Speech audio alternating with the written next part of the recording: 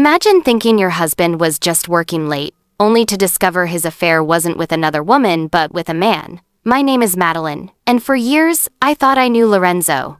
We shared a home, a life, a promise of forever, until one message changed everything. The lies, the secrecy, the betrayal, none of it looked like what I expected. This is the story of how love turned into a secret I never saw coming. For years, I thought I had the perfect life. Lorenzo and I shared a home filled with quiet routines, small joys, and whispered promises of forever. I believed in us, in the marriage we had built together. But the first flicker of doubt came quietly, almost imperceptibly, like the warning rattle of a storm far away. It began with small things, Lorenzo coming home late from work, claiming overtime that didn't quite add up. At first, I told myself I was imagining it. Maybe the project really was demanding. Maybe I was overthinking, but each night, the excuses grew vaguer. His smile a little too practiced, his eyes flickering toward his phone more often than before. One evening, I waited on the couch, pretending to scroll through my phone while listening to the familiar creak of the front door. When he arrived, his casual greeting made my chest tighten. There was something in the way he moved, a hesitation in his voice, a slight chill in his touch that set my skin on edge. My heart whispered that I was being betrayed, yet my mind tried to silence it. I began watching, listening, remembering every detail, the way he laughed a little too hard at nothing, the way his cologne lingered on his collar but didn't quite smell like him anymore.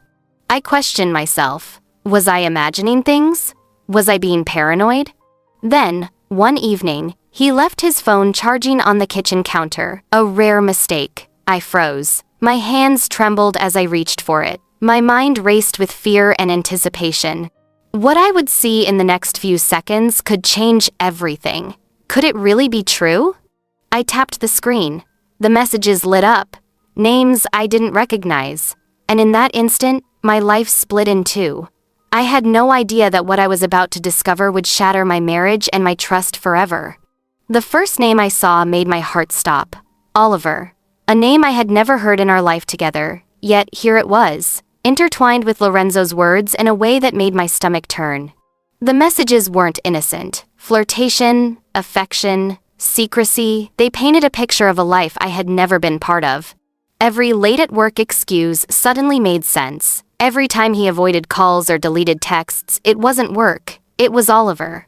I sat on the kitchen floor, phone trembling in my hand, reading line after line, each one slicing deeper than the last. Questions flooded my mind. How long? How often? Did he ever think of me when he was with him? The betrayal wasn't just shocking, it was incomprehensible. Lorenzo had built a secret world, one where I had no place, and Oliver occupied the space that should have been mine. My hands shook, my heart pounded, and for the first time, I realized that the man I thought I knew was someone else entirely. I couldn't breathe.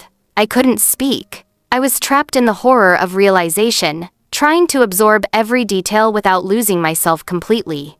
My trust, the foundation of our marriage, had crumbled in a single swipe, a single revelation. And then, as if the universe wanted to mock me, another message appeared. A photo of Lorenzo and Oliver, smiling, hands intertwined, laughter captured in a frame that would haunt me forever. The truth was undeniable. My husband wasn't just hiding something, he was living a lie, and I had been blind. I knew I had to confront him, but the thought terrified me. Could I face the man I loved, knowing he had betrayed me in ways I couldn't even imagine? Or would I crumble before I even spoke? I decided I couldn't wait. Tomorrow, I would demand the truth, but I had no idea just how far his deception went and what Oliver really meant to him. The next morning, I waited for Lorenzo to return from work. My chest felt heavy, my hands cold, my mind racing with the endless possibilities of what I might hear or what I might see. I had rehearsed my words, over and over, in the privacy of my car, in the quiet of the bathroom, in whispered journal entries that captured my pain. When he stepped through the door, smiling casually as though nothing had changed, I couldn't hold it in any longer. Lorenzo, who is Oliver? My voice trembled, yet carried the weight of every hurt I had felt the night before. He froze, his perfect composure cracking. There was fear, shock, and guilt playing across his face, emotions I had never seen from him before. He stammered, tried to explain, tried to charm his way out, but it was useless. I could see through him. Every excuse, every lie he had ever told crumbled in an instant. My tears fell freely, not just from betrayal, but from the realization that the man I had trusted completely had deliberately built a hidden world, a life parallel to ours. Every memory I thought we had shared suddenly felt tainted. Every promise, every I love you, every touch now had a shadow of deceit lurking behind it. "You've been lying to me, to us. For how long?" I demanded. His eyes darted away, avoiding mine. He muttered something about being confused, about needing someone who understood him in ways I couldn't, but I wasn't listening. I was too busy feeling the crushing weight of heartbreak. I didn't know it yet, but Lorenzo's betrayal went far beyond emotional infidelity. Tomorrow, I would discover a secret that would shake the foundation of everything I believed about our marriage. Curiosity mixed with dread as I dug deeper into Lorenzo's secret life. Social media profiles, messages, photos, a digital trail that mapped a world I had never known existed. Oliver wasn't just a fling, he was a presence, a person Lorenzo had shared laughter, plans, and intimacy with, all behind my back. I found images of them together, smiles, vacations, dinners, small tokens of a relationship Lorenzo had hidden. Rage and disbelief burned in my chest. I wanted to scream, to throw things, to erase every trace of this hidden betrayal. And yet, there was a numbness that settled over me, a chilling detachment that made me feel like I was watching a movie rather than living it. The messages, the photos, the hidden moments, they all pointed to the same truth. Lorenzo had been choosing Oliver over me, secretly, deliberately, for months. Every late night, every canceled plan, every vague excuse now had a face and a name. Oliver wasn't just a temptation, he was a parallel life. But the worst was yet to come. In reviewing bank statements, I stumbled across evidence that suggested this betrayal wasn't just emotional. There was something deeper, something financial that Lorenzo had carefully hidden. I hadn't expected it, but the numbers told a story that words could not. Payments, transfers, gift cards, hotel stays, all traced to Oliver. Every business expense Lorenzo had claimed, every vague investment, every unexplained withdrawal, it was all for him. My anger was a living thing, crawling under my skin, consuming every rational thought. Lorenzo wasn't just emotionally betraying me, he was using our life, our money, to fund a relationship that excluded me. The reality was suffocating. I felt violated, powerless, and enraged. This wasn't just a betrayal of trust, it was theft, deceit, and premeditated betrayal wrapped into one. I had to confront him, but I also knew this confrontation wouldn't just be about emotions, it would be about money, manipulation, and the truth that could ruin him as much as it had ruined me.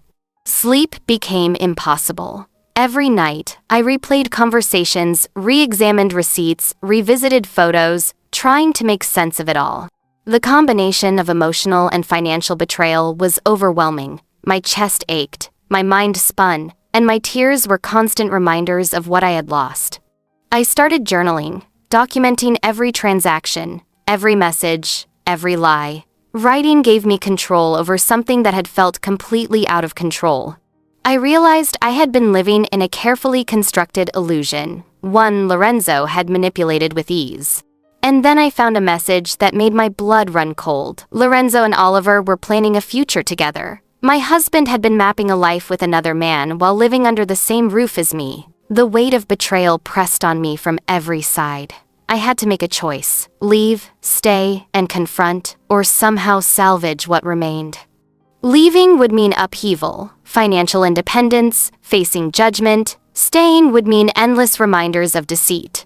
I spent days preparing, gathering evidence, thinking through every possible outcome. This was no longer just about love, it was about reclaiming my life, my dignity, and my sense of self. When I finally confronted Lorenzo with all the evidence, I didn't know if he would fight, apologize, or destroy any remaining connection we had. I laid out everything before him: messages, photos, receipts, transfers. Every hidden act was exposed. For the first time, Lorenzo's charm failed him. His defenses crumbled. I didn't know how to tell you," he whispered. "I thought I could handle it." The words hit like blows. Planning a future with Oliver while married to me was not just a betrayal. It was a double life in every sense. I felt clarity through the rage. I wasn't just heartbroken. I was free, in the sense that I no longer needed his approval, his love, or his lies.